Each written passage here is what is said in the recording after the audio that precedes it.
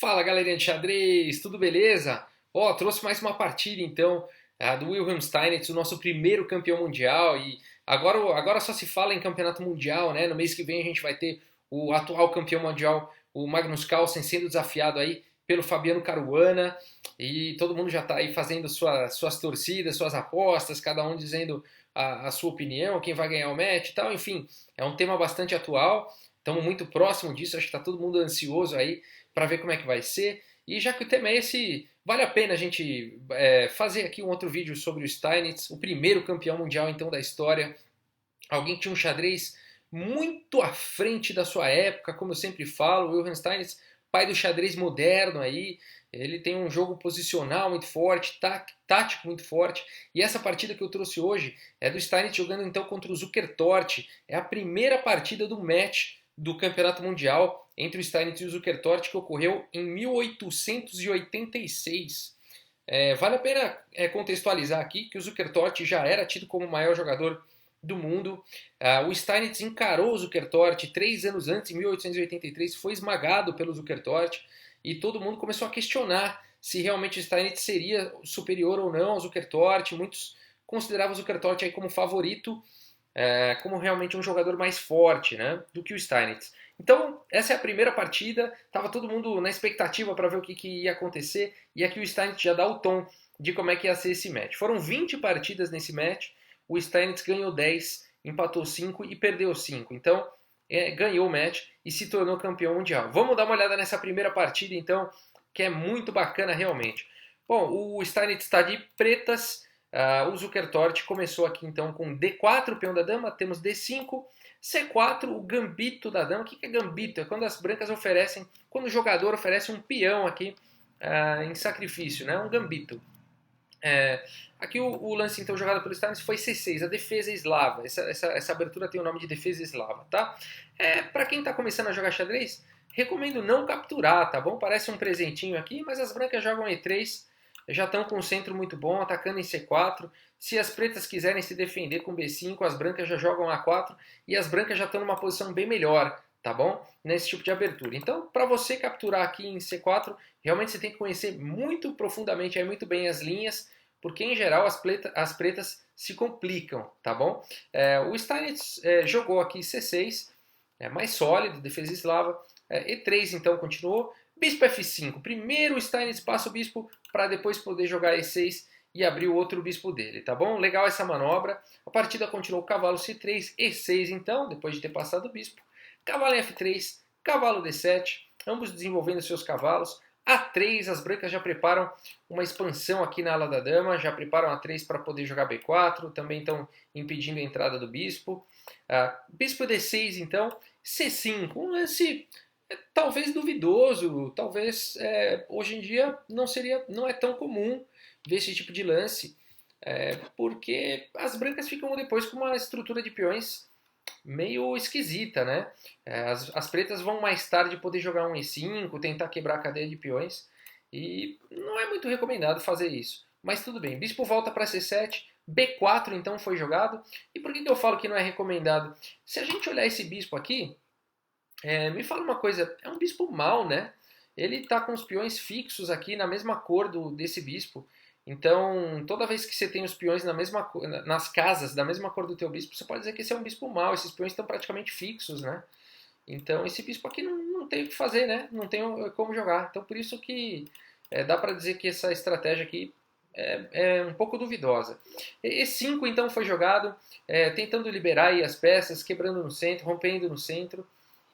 Bispo então em E2, cavalo de G em F6, bispo B2, e aqui o Steinitz vai para a ideia certa, E4, né, mantendo então essa estrutura de peões aqui do jeito que está, fechando aqui o centro completamente. Esse bispo não joga, esse cavalo aqui também já não tem muito para onde ir, né? E agora esse outro cavalo em F3 está atacado. Cavalo D2 então recuando, e aqui o Steinitz já vai para um conceito e um entendimento posicional muito moderno aqui, que é o seguinte: quando o centro está estabilizado, ó, igual está aqui, você pode atacar nas alas, tá bom? No caso, na ala da dama aqui é interessante para o Steinitz deixar do jeito que está. Veja bem, essas peças aqui não jogam, realmente está tudo muito bloqueado aí, e o Steinitz está adorando isso. e ele vai para a ideia certa, ele tira proveito disso imediatamente com H5. Legal esse lance, né? Já partindo para um ataque na ala do rei. Ao mesmo tempo, as pretas têm esse bispo também, que é um bispo mau, né? Porque os peões fixos das pretas estão nas casas claras. Esse bispo de casas claras é um bispo mau. Então H5 também, de certa forma, prepara aí para as pretas se livrarem desse bispo mau e aí deixar só as brancas com o bispo mau delas. Legal, né? As brancas não permitem, jogam H3, então. E aqui, então, o Steinitz faz uma sequência de lances muito legais com o cavalo. Muito interessante o que o Steinitz começa a fazer aqui. E começando, então, com o cavalo F8, presta atenção aonde é que vai esse cavalo, não tira o olho dele.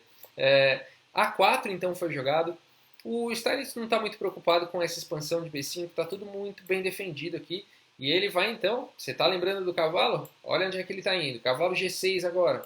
B5 então, cavalo H4, olha esse cavalo viajando. Agora o cavalo já está atacando aqui em G2. G3, olha esse cavalo mais uma vez, quarto lance seguido do cavalo, dando cheque.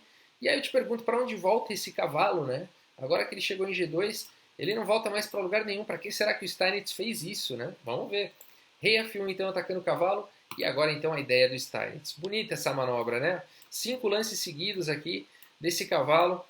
Praticamente deu uma meia volta aí no tabuleiro. Foi parar em E3 e se sacrificou então nesse peão. As brancas têm que aceitar, né? O sacrifício é um duplo aqui de cheque na dama também. Então o peão toma e agora o bispo toma peão aqui em G3. Então, qual foi a ideia do Steinitz? Uma peça por 2 peões, você pode estar falando, é muito mais do que isso. É uma peça por 2 peões, só que olha a atividade aqui dessas peças, essa dama entrando daqui a pouco também, essa torre vai poder jogar, enfim, todas as peças das pretas praticamente vão poder iniciar um ataque aqui ao rei adversário, um rei que está numa casa horrorosa, aqui em F1 muito mal posicionado, e essas peças estão tristes, né? Elas não conseguem jogar realmente nessa posição. Então o Steinitz se aproveitou do fato desse bispo e de todas essas peças aqui não estarem jogando e sacrificou uma peça para ganhar atividade para suas próprias peças. E de bônus ainda ganhou 2 peões, né? Então está muito bem aqui, o Steinitz já está bem melhor na posição. Vamos ver como a partida continua. Rei G2 então, atacando o bispo volta para C7, dama em G1, as brancas trazendo as peças, primeiro passando a dama então, para depois tentar fugir com o rei, quem sabe se as brancas conseguirem levar o rei aqui para a ala da dama que está mais fechada, né? Então seria uma boa ideia.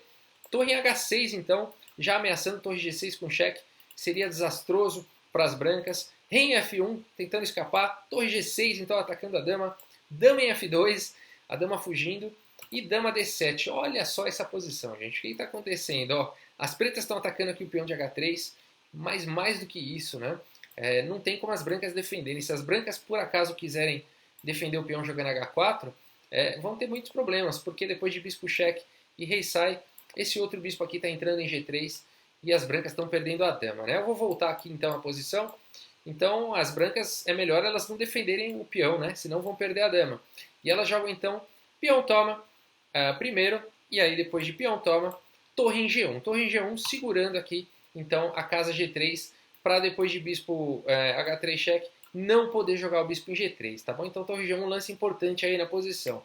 A partida seguiu com o bispo toma em H3 cheque, rei então aqui em E1, e aí a gente já vê que o Steinitz tem 3 peões já por uma peça e toda essa atividade aí das peças dele. Com certeza o Steinitz está bem melhor aqui. Cavalo G4 então, atacando aí a dama, atacando também esse peão solto aqui sozinho em E3.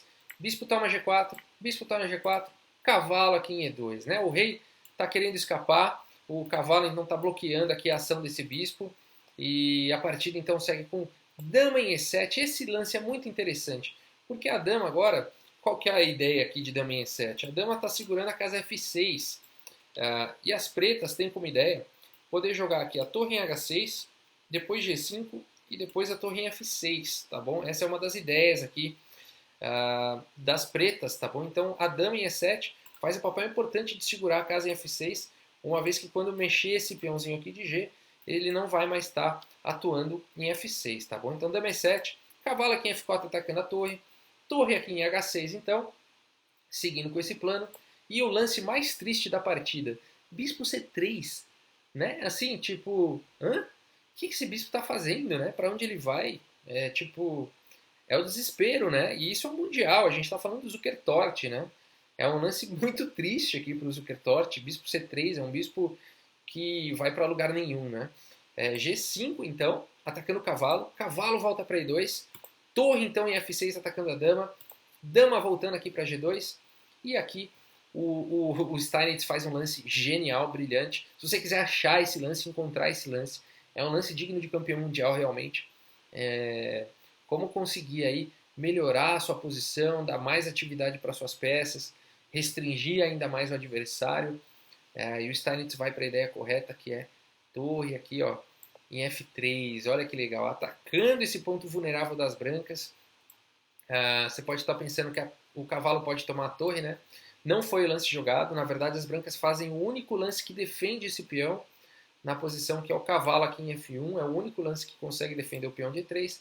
Mas, se as brancas tivessem capturado aqui a torre, as pretas simplesmente capturam de volta aqui agora um garfo, ó, na dama e no cavalo. E depois de dama sai, o peão toma.